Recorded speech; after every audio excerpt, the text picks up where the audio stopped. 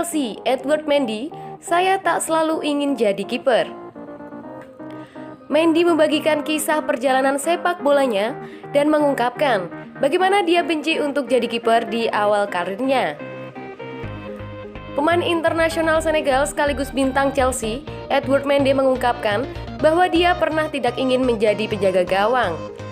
Sebelum pindah ke raksasa Liga Premier Inggris tersebut, sosok berusia 29 tahun ini relatif tidak dikenal saat ia memperkuat tim Ligue 1 Rennes. Meski begitu, ia menjadi pusat perhatian setelah bergabung dengan The Blues dalam kesepakatan senilai 22 juta pound sterling. Sebagaimana tim arahan Thomas Tuchel berusaha menemukan solidaritas yang lebih besar di bawah Mistar akibat buruknya penampilan Kepa Arrizabalaga. Sejak itu, dia terbukti menjadi salah satu rekrutan top, melakukan penyelamatan penting bagi tim London yang finish keempat dalam kampanye Liga Premier 2020-2021.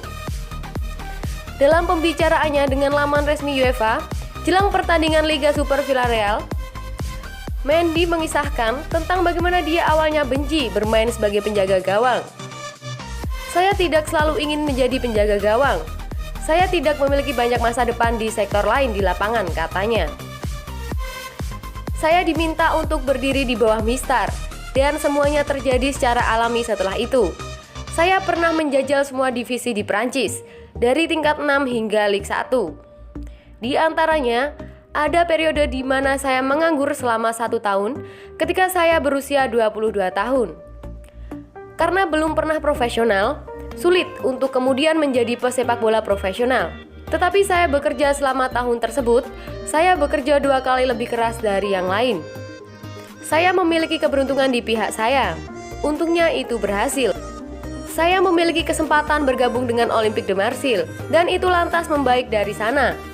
Mendy memainkan peran kunci dalam kesuksesan Chelsea di Liga Champions. Tampil dalam 12 pertandingan dan tidak kebobolan dalam 9 kesempatan. Sebuah prestasi yang membuatnya menyamai rekor clean sheet turnamen. Hanya Santiago Canizares yang pernah mencapai angka itu dalam 1 musim, yang berarti bintang Afrika itu adalah anggota klub eksklusif. Selain itu, ia adalah kiper Afrika yang pertama bermain di final kompetisi Euro sejak Bruns Gobelart pada 1985. Mantan pemain internasional Zimbabwe menjadi penjaga gawang Liverpool setahun sebelumnya ketika The Reds mengalahkan AS Roma untuk merebut Piala Euro pada 1984.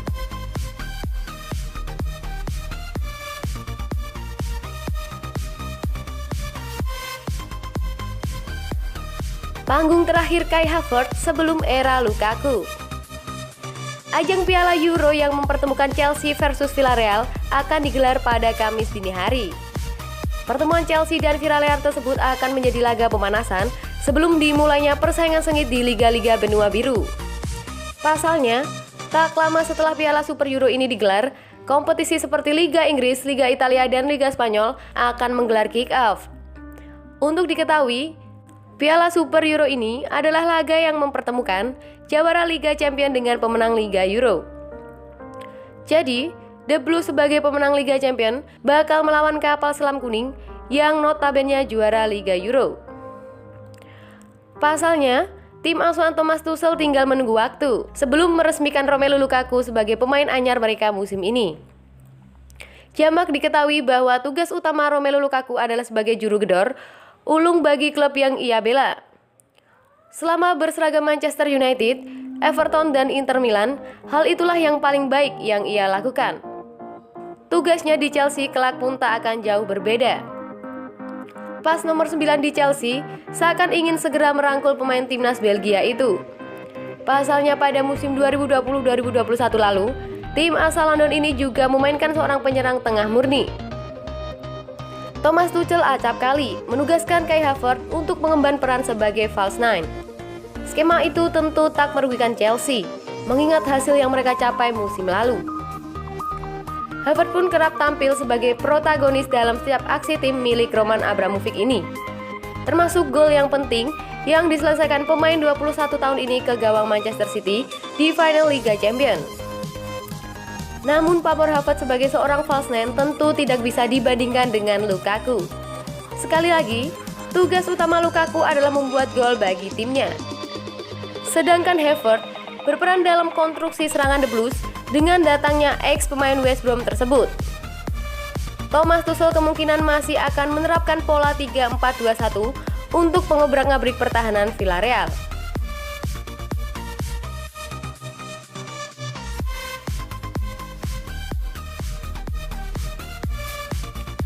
Villarreal diterpa badai cedera, keuntungan besar bagi Chelsea. Villarreal berpeluang merengkuh trofi bergengsi kedua dalam sejarah klub via torehan Piala Super Euro kontra Chelsea Kamis dini hari. Namun kampion Liga Euro tersebut musim lalu itu terancam tidak bisa menunjukkan kekuatannya dalam laga yang bakal digelar di Stadion Vincent Park, Belfast tersebut. Pasalnya The Yellow Submarine tengah dihantam badai cedera pemain.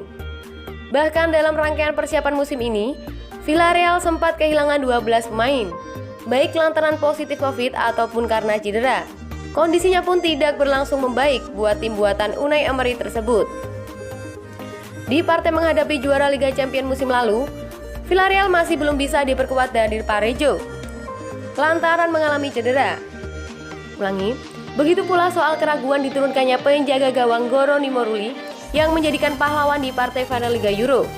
Tidak berhenti sampai di situ, winger asal Nigeria, Samuel juga masih menjalani perawatan akibat mengalami cedera otot.